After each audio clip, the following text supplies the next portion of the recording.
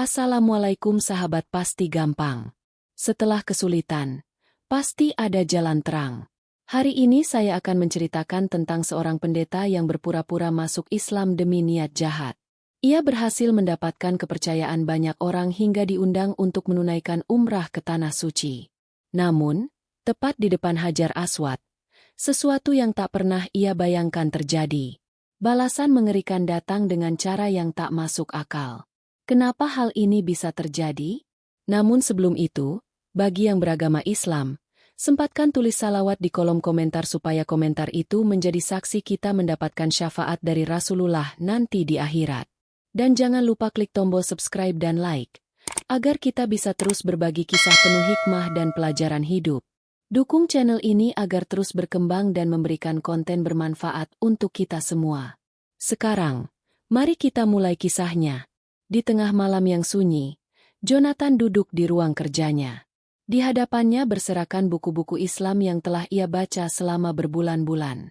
Namun, ia tidak membacanya untuk belajar, melainkan mencari celah untuk menyerang Islam. Aku akan membuktikan bahwa keyakinan mereka hanyalah ilusi, gumamnya dengan nada dingin. Sebuah rencana telah ia susun dengan matang, sebuah misi yang menurutnya akan mengguncang dunia Islam. Ia telah memalsukan identitasnya sebagai Jamal Ridwan, seorang mualaf yang baru masuk Islam. Dengan ini, ia bisa masuk ke komunitas Muslim tanpa dicurigai. Pagi itu, Jonathan melangkah memasuki halaman sebuah masjid besar di kotanya. Ia mengenakan gamis putih, berusaha menampilkan kesan seorang mualaf yang tulus. Seorang pengurus masjid menyambutnya dengan senyuman hangat. "Assalamualaikum, saudaraku. Apa yang bisa kami bantu?" tanya sang pengurus dengan ramah. Jonathan menundukkan kepala, berpura-pura tersentuh. "Waalaikumsalam. Saya hanya ingin belajar lebih dalam tentang Islam," jawabnya dengan suara lirih. Dalam hatinya, ia tertawa. Mereka benar-benar mudah tertipu, pikirnya. Hari demi hari, Jonathan semakin dikenal di masjid itu. Ia menghadiri kajian, bertanya dengan penuh antusias, dan selalu tampak rendah hati. Para jamaah mulai mempercayainya. Bahkan ada yang menganggapnya sebagai saudara baru. "Masya Allah, Jamal, kau benar-benar terlihat seperti seorang mukmin sejati," puji seorang jamaah. Jonathan hanya tersenyum, menahan rasa puas di dalam hatinya. Tapi, ada satu hal yang lebih besar yang ia tunggu-tunggu. Sebuah kesempatan emas yang akan membawanya ke Tanah Suci. Suatu siang, seorang tokoh masyarakat menghampirinya dengan senyum lebar. "Saudara Jamal, ada kesempatan besar untukmu," ucapnya. "Kami ingin memberangkatkanmu ke Tanah Suci untuk umrah." Jonathan berpura-pura terkejut. Matanya membelalak seolah tak percaya. "Subhanallah, ini adalah impian setiap Muslim," katanya dengan suara bergetar. Namun, di dalam hatinya, ia bersorak kegirangan. "Inilah saatnya. Aku akan melakukan sesuatu yang tidak pernah terbayangkan oleh mereka." Beberapa minggu kemudian, Jonathan berdiri di bandara bersama rombongan jamaah. Ia mengenakan pakaian ihram, mencoba menyesuaikan diri dengan ritual yang ada. "Pak Jamal, semoga perjalanan ini membawa berkah," sapa seorang jamaah dengan ramah.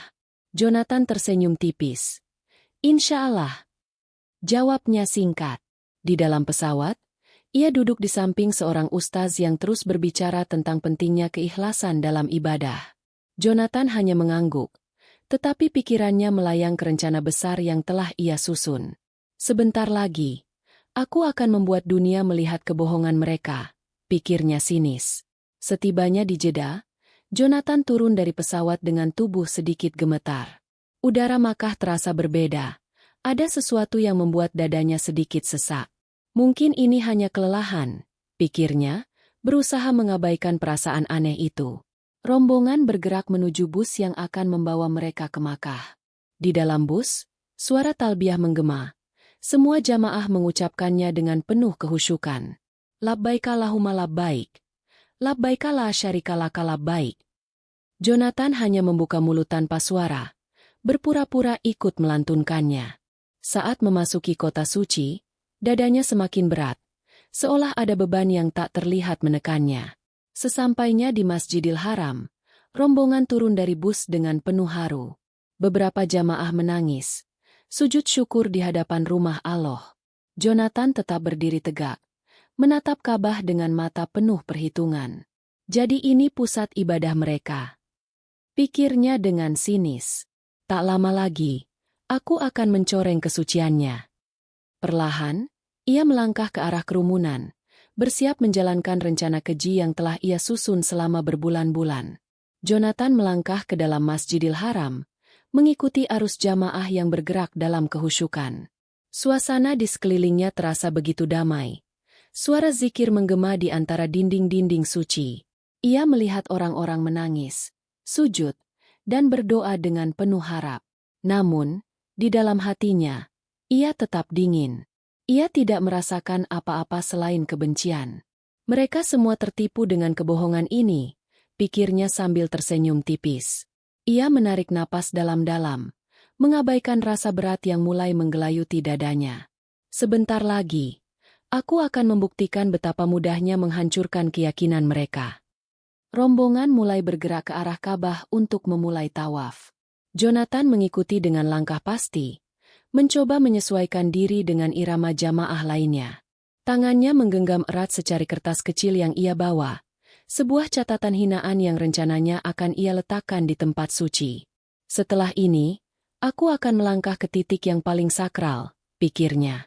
Setiap putaran tawaf semakin mendekatkannya ke Hajar Aswad, batu hitam yang menjadi tujuan banyak jamaah. Namun, semakin dekat ia ke sana, semakin berat langkahnya. Dada terasa semakin sesak. Tubuhnya mulai gemetar tanpa alasan. Ia mencoba menepisnya, menganggap ini hanya ilusi karena kelelahan.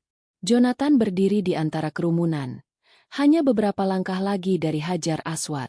Matanya menajam, mencari celah di antara jamaah yang ingin mencium batu suci itu. Sedikit lagi, gumamnya, mencoba mendekat tanpa menimbulkan kecurigaan. Namun, tiba-tiba rasa dingin yang aneh menjalar ke seluruh tubuhnya. Udara panas Makkah tak lagi terasa. Tubuhnya justru menggigil hebat. Ia menelan ludah, mencoba melangkah lebih dekat. Tetapi kakinya terasa begitu berat. Tengkuknya terasa merinding, seolah ada sesuatu yang mengawasinya dari belakang. Tidak. Ini pasti hanya perasaan sesaat, pikirnya, memaksa tubuhnya untuk terus maju. Namun, ia tidak menyadari bahwa langkahnya menuju titik tanpa jalan kembali. Jonathan berusaha mengabaikan perasaan aneh yang mulai menjalari tubuhnya. Jamaah di sekitarnya tetap khusyuk, mengucapkan doa dan zikir dengan penuh ketulusan. Namun, baginya, ini hanyalah pertunjukan yang akan segera ia permalukan. Aku hanya perlu mendekat sedikit lagi, pikirnya sambil mengatur napas. Keringat mulai mengalir di pelipisnya, tetapi bukan karena panas Makkah. Semakin dekat ke Hajar Aswad, jantungnya mulai berdegup lebih cepat. Ia merapat ke sisi luar kerumunan, mencoba mencari momen yang tepat untuk bertindak. Namun, di saat itu, dadanya tiba-tiba terasa semakin sesak. Rasa panas yang aneh mulai merayapi tubuhnya dari dalam. Ia mencoba menggerakkan tangannya, tetapi terasa berat, seperti ada sesuatu yang menahannya. Apa ini? Kenapa tubuhku terasa semakin panas?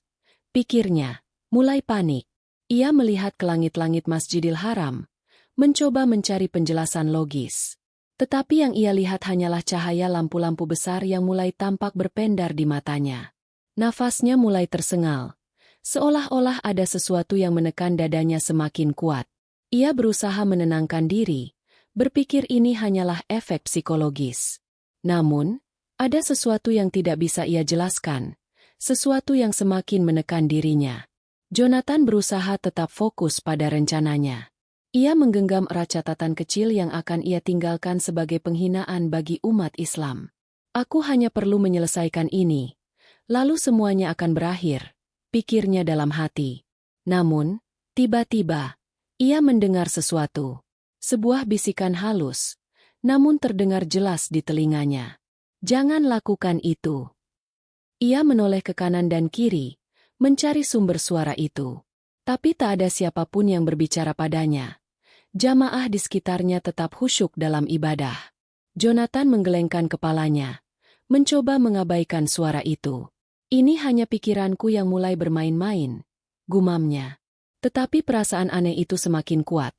Rasa dingin di tengkuk, hawa panas di dada, dan suara yang seolah berbicara langsung ke dalam pikirannya. Ia melihat Hajar Aswad semakin dekat. Hanya beberapa langkah lagi.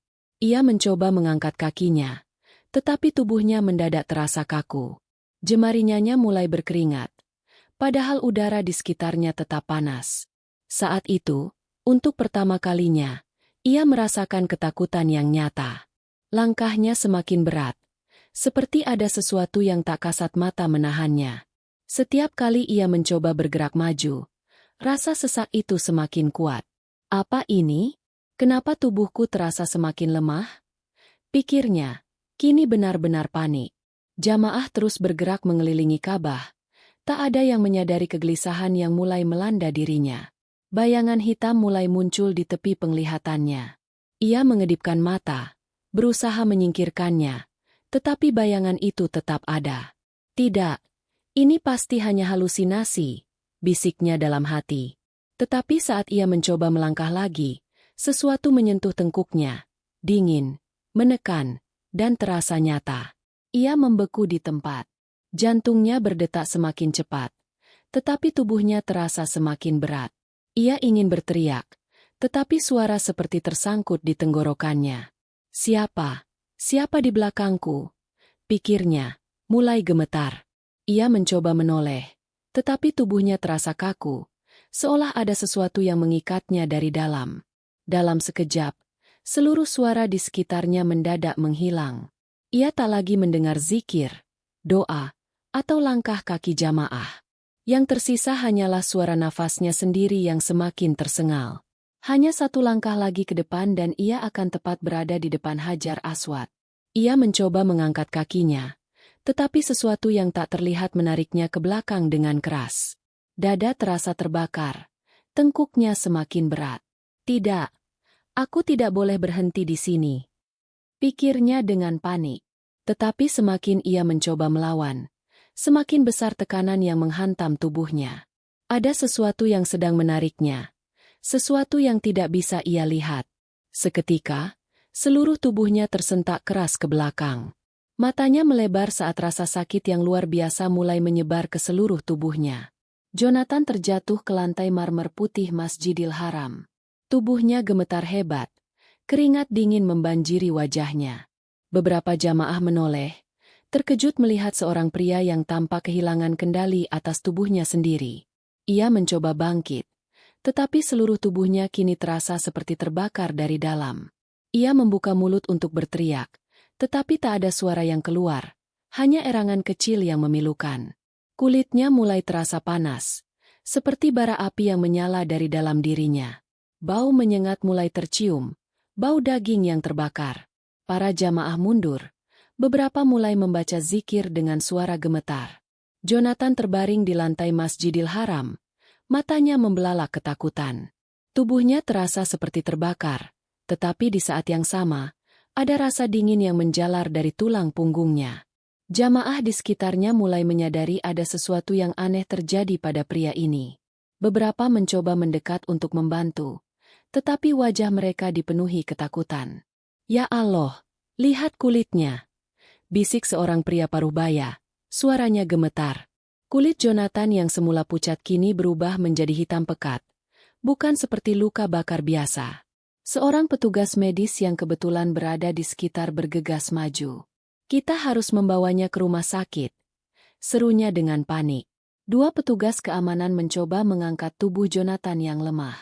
Namun begitu mereka menyentuhnya, rasa panas yang menyengat membuat mereka mundur dengan ekspresi ngeri. Tubuhnya panas sekali, seru salah satu petugas, menatap tangannya yang hampir melepuh.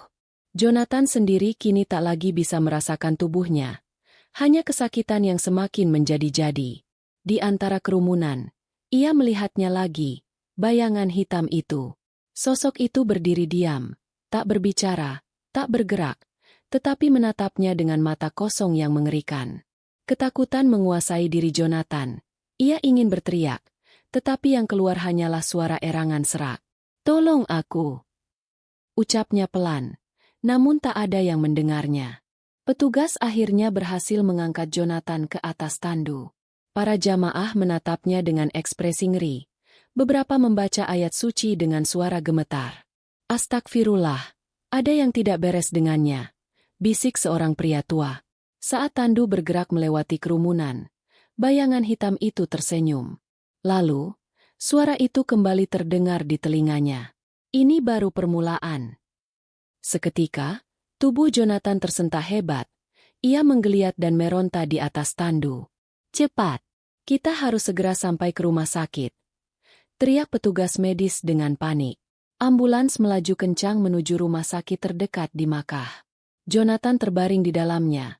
Tubuhnya terus gemetar dengan keringat dingin mengalir di wajahnya.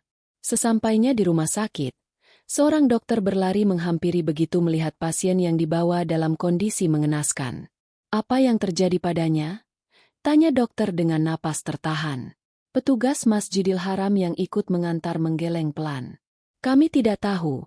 Dia tiba-tiba berteriak kesakitan di dekat Hajar Aswad. Lalu tubuhnya mulai berubah seperti ini. Dokter segera memberi instruksi.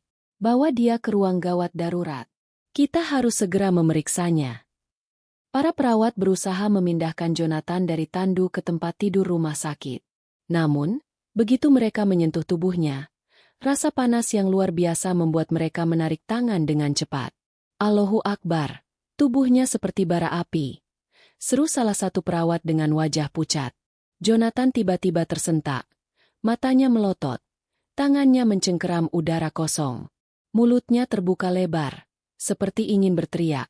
Tetapi tak ada suara yang keluar. Para dokter dan perawat mundur selangkah. Kini benar-benar ketakutan. Mereka menyaksikan dengan mata kepala sendiri. Daging di tubuh Jonathan mulai mengelupas seperti terbakar oleh api yang tak terlihat.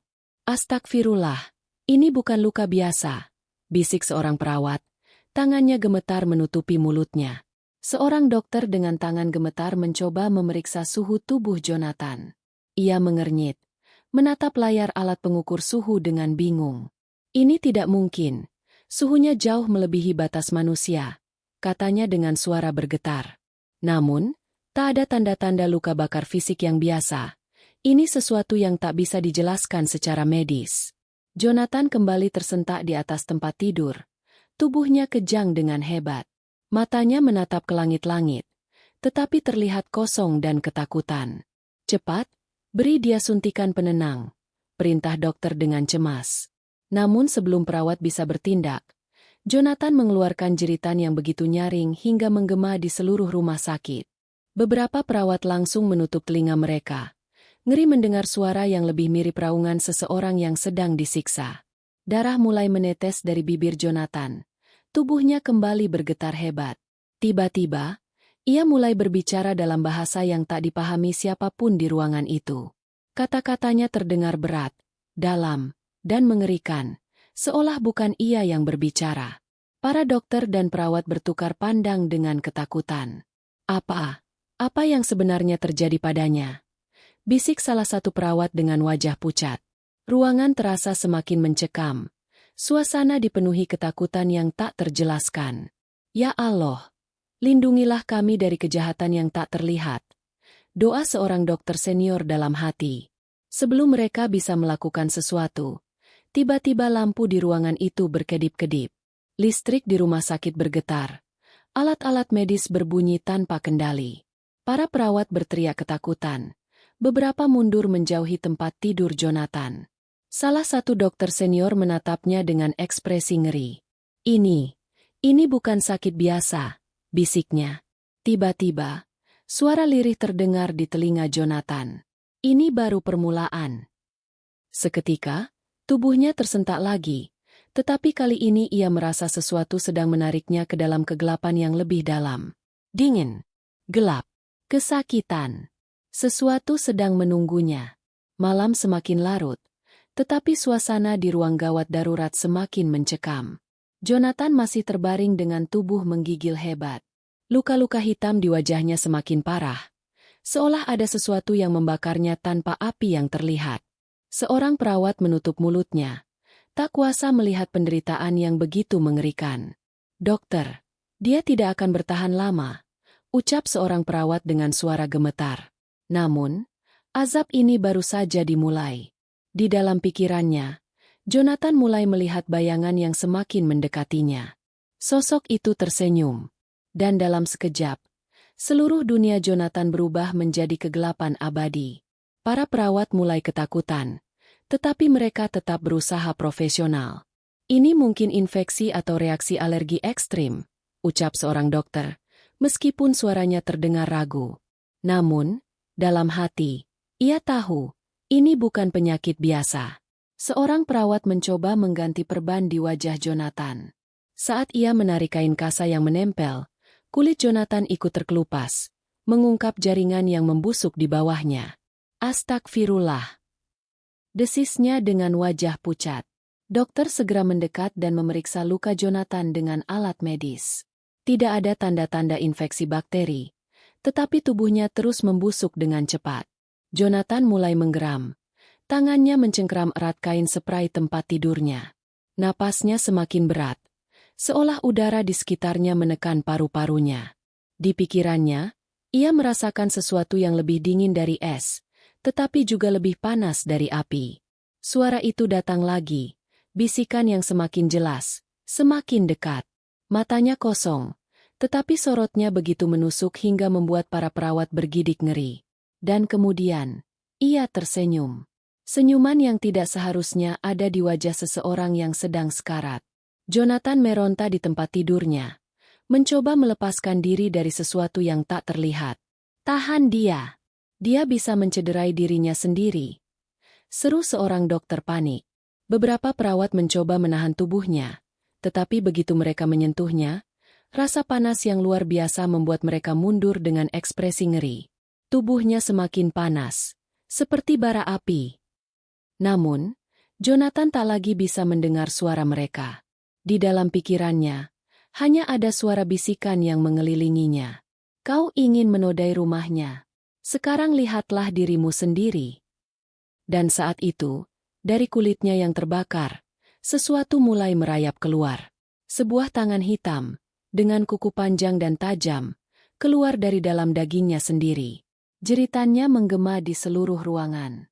Ruang gawat darurat kini penuh dengan kepanikan. Para dokter dan perawat bergerak cepat, tetapi tidak ada yang tahu apa yang sedang terjadi pada Jonathan. Kulitnya yang semakin menghitam kini mulai mengeluarkan cairan pekat berbau busuk. Bau itu begitu menyengat, membuat beberapa perawat menutup hidung dan mulut mereka dengan kain. Namun yang paling menakutkan bukanlah bau itu, melainkan sesuatu yang mulai bergerak di bawah kulit Jonathan. Sepanjang lengannya, urat-urat hitam menggeliat, seolah-olah ingin keluar dari dalam tubuhnya. Seorang dokter mundur, wajahnya pucat pasi. Apa ini?" bisiknya dengan ketakutan. Jonathan kembali berteriak, "Tolong aku! Panas! Aku terbakar!" Jeritannya begitu nyaring hingga suaranya menggema di seluruh rumah sakit. Beberapa pasien di ruangan lain mendengar suara itu dan mulai merasa ketakutan. Para perawat mulai membaca ayat-ayat suci, sadar bahwa yang mereka hadapi bukan lagi penyakit biasa. Jonathan masih meronta, tetapi tubuhnya semakin melemah. Dalam pikirannya, ia tak lagi berada di rumah sakit. Ia berada di tempat yang gelap, panas, dan penuh jeritan kesakitan. Suara tangisan dan rintihan terdengar di sekelilingnya.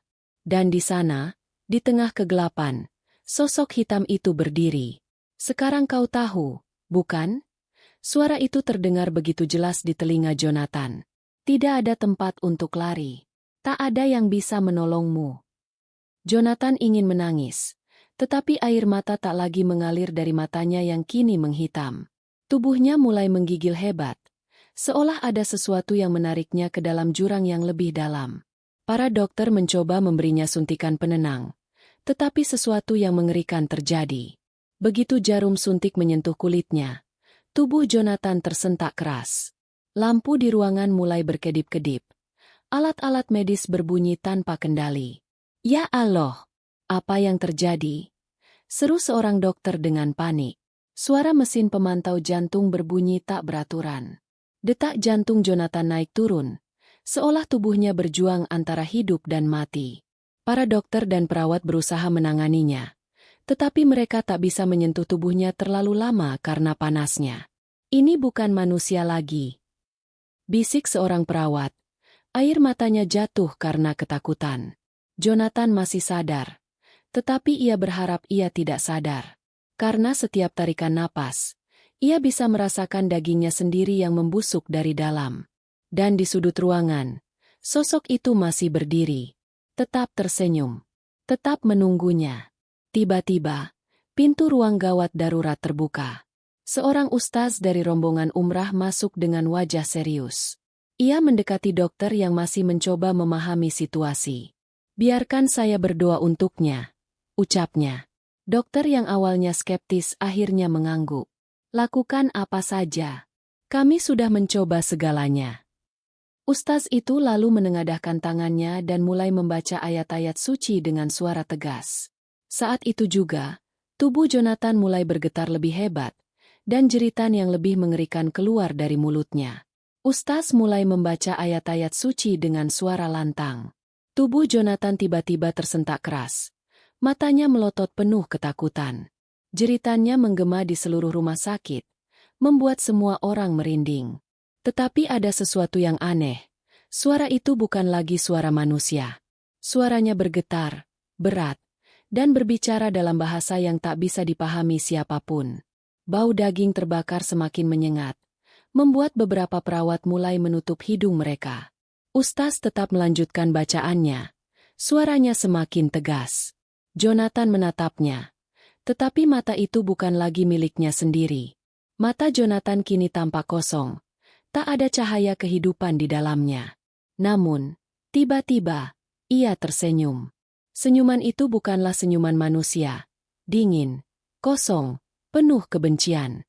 Lalu, dengan suara yang bukan suaranya sendiri, ia berbisik, "Terlambat." Setelah kata itu keluar, tubuhnya kembali tersentak keras. Mesin pemantau jantung berbunyi panjang, tanda bahwa nyawanya telah pergi. Ruangan mendadak sunyi, semua orang menahan napas. Namun, sesuatu terasa sangat salah. Meskipun mesin pemantau menunjukkan Jonathan telah mati, tubuhnya masih bergerak. Jari-jarinya mengejang pelan. Kelopak matanya yang telah menghitam berkedut. Dari mulutnya yang terbuka, keluar suara erangan panjang yang membuat bulu kuduk berdiri. Ustaz mundur selangkah, merasakan ada sesuatu yang tidak wajar. "Bismillah," bisiknya, lalu melanjutkan membaca ayat-ayat suci. Saat itu, asap hitam mulai keluar dari tubuh Jonathan. Bau busuk semakin menyengat, membuat salah satu perawat muntah di sudut ruangan. "Apa ini?" bisik seorang dokter dengan suara gemetar. Seorang perawat muda dengan tangan gemetar mencoba menutupi wajah Jonathan dengan kain putih. Namun begitu kain itu menyentuh kulitnya, sesuatu mencengkeram tangannya dengan kuat. Perawat itu berteriak histeris, menarik tangannya dengan panik. Semua orang yang ada di ruangan itu menyaksikan dengan jelas. Tangan Jonathan yang seharusnya sudah mati, bergerak dan mencengkeramnya erat. Perawat itu jatuh terduduk di lantai. Wajahnya pucat, matanya berlinang air mata ketakutan. "Apa tadi?" bisiknya. Suaranya bergetar. Tak ada yang bisa menjawab. Ustaz maju selangkah, meletakkan tangannya di dada mayat Jonathan. Begitu tangannya menyentuh tubuh itu, sesuatu yang mengerikan terjadi. Dari dalam tenggorokan Jonathan, keluar suara lenguhan berat yang bukan suara manusia. Saat mulutnya terbuka lebih lebar, sesuatu terlihat di dalamnya. Bukan gigi, bukan daging, tapi kegelapan pekat yang seolah-olah adalah jurang tak berdasar. Seolah-olah, sesuatu yang bukan dari dunia ini sedang bersemayam di dalam tubuhnya. Beberapa dokter dan perawat berlari keluar dari ruangan, panik dan ketakutan. Namun, Ustaz tetap berdiri tegak, menatap Jonathan dengan penuh kewaspadaan. Mayat Jonathan masih terbujur kaku, tetapi matanya tetap terbuka. Tatapannya kosong, tetapi terasa seperti memancarkan kebencian. Ustaz menatapnya dengan mata penuh keyakinan. Lalu, Ia mengucapkan dengan suara lantang, Allah yang memiliki segalanya. Tubuh Jonathan kembali tersentak. Matanya yang hitam pekat mulai bergetar, seolah sedang mengalami penderitaan yang luar biasa. Lalu ia menjerit. Tetapi suara itu bukan suara manusia. Suara itu terdengar seperti jeritan dari sesuatu yang berasal dari tempat yang jauh lebih gelap daripada kematian.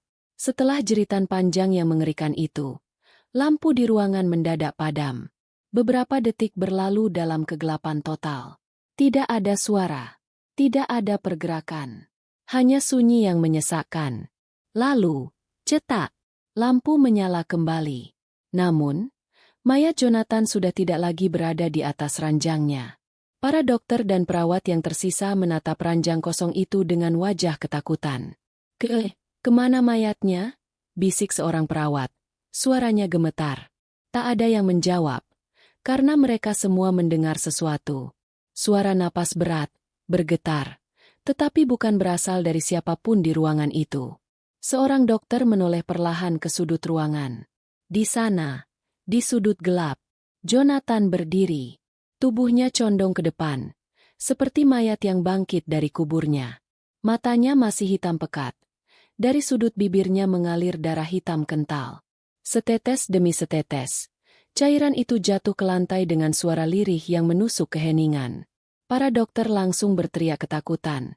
Beberapa berlari keluar ruangan. Sementara yang lain hanya bisa terpaku. Terlalu takut untuk bergerak. Jonathan tersenyum. Senyuman yang tidak berasal dari dunia ini.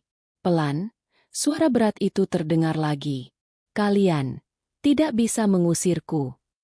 Suara itu tidak berasal dari tenggorokan Jonathan, tetapi terdengar di seluruh ruangan. Ustaz tetap berdiri tegak, menghadapi makhluk yang telah mengambil alih tubuh Jonathan. Ia menarik napas dalam, lalu mulai membaca ayat suci dengan lebih keras. Jonathan bergetar hebat. Tubuhnya mulai mencengkeram udara kosong. Ruangan terasa semakin berat, seolah ada sesuatu yang sedang terhisap keluar. Semua orang yang tersisa menutup telinga mereka, takut akan suara-suara yang mulai memenuhi ruangan. Namun, azab yang menimpa Jonathan belum benar-benar berakhir. Ustaz terus membaca ayat-ayat suci dengan suara yang semakin lantang. Begitu lantunan doa memenuhi ruangan, mayat Jonathan kembali tersentak ke belakang. Kepalanya mendongak dengan mulut terbuka lebar, seolah sedang menahan sesuatu yang tak terlihat. Dari kulitnya yang telah membusuk, asap hitam mulai keluar lebih banyak, melayang di udara. Lalu ia menjerit. Kali ini, teriakannya lebih panjang, lebih menyayat, seolah-olah seluruh isi tubuhnya sedang dihancurkan dari dalam. Kedua tangannya mencakar dadanya sendiri, seperti mencoba meraih sesuatu yang tak terlihat. Dan dalam sekejap, tubuhnya jatuh ke lantai dengan suara keras. Ruangan mendadak sunyi. Para dokter dan perawat hanya bisa menatap dengan wajah penuh ketakutan. Mayat Jonathan kini benar-benar diam. Tidak bergerak, tidak berbicara. Hanya terbaring di lantai dalam posisi kaku. Namun, semua orang di ruangan itu tahu, ini belum berakhir. Tidak ada yang tahu bagaimana cara menguburkannya. Tidak ada yang ingin menyentuh tubuhnya. Karena mereka semua bisa merasakan, sesuatu masih bersamanya. Malam itu menjadi malam yang tidak akan pernah dilupakan oleh siapapun yang menyaksikannya. Mayat Jonathan akhirnya dipindahkan ke kamar jenazah. Tidak ada keluarga yang datang mengklaim tubuhnya. Jamaah yang dulu mengenalnya sebagai Jamal Ridwan kini telah mengetahui kebohongannya. Mereka menolak untuk mengurus jenazahnya. Akhirnya, pihak rumah sakit berkoordinasi dengan petugas setempat untuk segera menguburkannya. Namun, masalah baru muncul. Bumi seakan menolak menerima jenazah Jonathan. Para petugas mencoba mengangkat tubuhnya untuk dimandikan. Namun begitu mereka menyentuh kulitnya, hawa panas yang luar biasa membuat mereka mundur ketakutan. Seorang dari mereka bahkan pingsan setelah menyentuh jenazahnya. La haula wala quwata illa billah. Bisik seorang petugas dengan wajah pucat. Ustaz yang sejak awal berada di sisi jenazah itu akhirnya memutuskan untuk bertindak. Bismillah, kita harus menguburkannya, katanya dengan tegas. Mereka mempercepat proses pemakaman, membungkus mayat itu dengan kain kafan seadanya. Namun saat mereka hendak mengangkatnya, tubuh Jonathan tiba-tiba terasa sangat berat. Beberapa orang mencoba mengangkatnya, tetapi tubuh itu seakan tertanam di tanah. Tidak bergerak, tidak bergeser sedikit pun. Astagfirullah, kenapa ini terasa begitu berat? Tanya salah satu dari mereka, wajahnya pucat. Mereka mencoba lagi, kali ini dengan lebih banyak orang, namun tetap tidak bisa. Seorang pria tua yang telah mengurus jenazah selama puluhan tahun mencoba menyentuh tubuh Jonathan. Begitu tangannya menyentuh kulit yang telah membusuk itu, ia langsung mundur dengan wajah pucat. Ada sesuatu yang menahannya, seperti ada tangan yang mencengkeramnya dari dalam tanah. Semua orang yang berada di sekitar liang lahat saling berpandangan ketakutan. Bumi seakan tidak ingin menerima jenazah ini. Hari semakin siang, tetapi pemakaman Jonathan masih belum bisa dilakukan. Jenazahnya tetap diam di tempat, tidak bisa diangkat. Seolah-olah ada kekuatan yang menahannya. Seorang penggali kubur menoleh ke arah para petugas. Baca doa bersama. Kita harus terus berzikir, ucapnya dengan suara gemetar. Semua orang mulai membaca ayat-ayat suci dengan suara lantang. Namun, begitu bacaan itu menggema di udara, tiba-tiba terdengar suara aneh. Suara dari dalam tanah. Suara yang tidak seharusnya ada. Suara jeritan panjang yang datang dari liang kubur. Tamat.